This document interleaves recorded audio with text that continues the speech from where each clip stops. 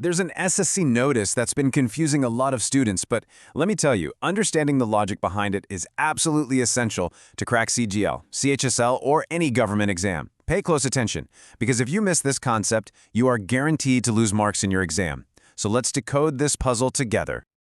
Okay, let's dive right into this. Just look at the screen. SSC announced 34 vacancies, but didn't select a single candidate. 0 selections. Now, how is that even possible? This is exactly the kind of logic that examiners use to frame tricky questions over and over again. By the end of this explainer, you are going to master this concept. So let's get straight to it and break down the official notice itself. We're talking about the final result for the JSA/LDC Grade Limited Departmental Competitive Examination for 2023 and 2024, specifically for the CPO cadre, which falls under the Ministry of External Affairs. Now, what's really interesting here is the official data. It's written right there, crystal clear.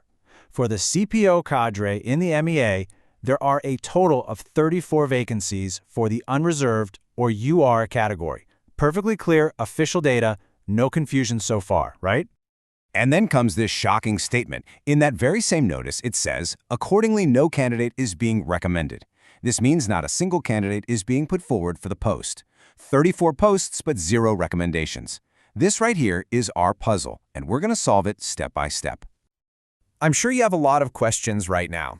Why did this happen? And more importantly, how could this concept possibly affect your final rank and your selection?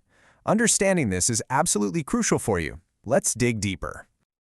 The very first step to solving this puzzle is to understand these official terms. SSC often uses this kind of technical jargon to trap students. So let's decode them one by one. So the first keyword is LDCE. This stands for Limited Departmental Competitive Examination. The meaning is hidden right there in its name. It's a departmental exam, which means it's only for people who are already in government service and are looking for a promotion. It's not open to everyone. The next term is CPO. Now be alert. This is where SSC sets a classic trap.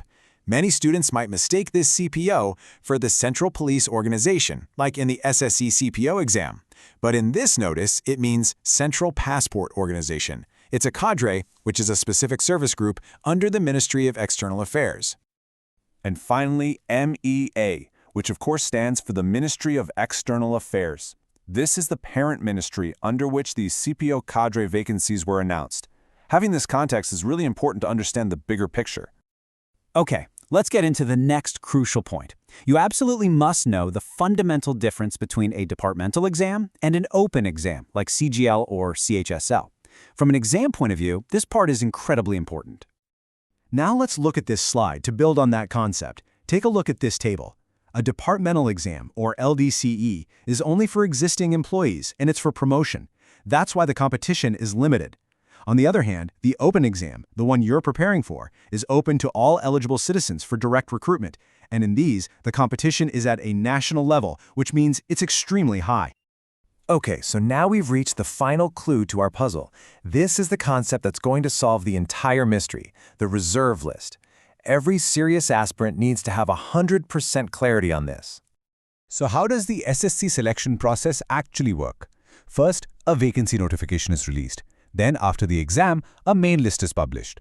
Along with that, a reserve list is also prepared. Think of it exactly like a waiting list for college admissions or a train ticket. Candidates from the main list get their post allocated first. If some more vacancies are reported later on, they are filled from the reserve list.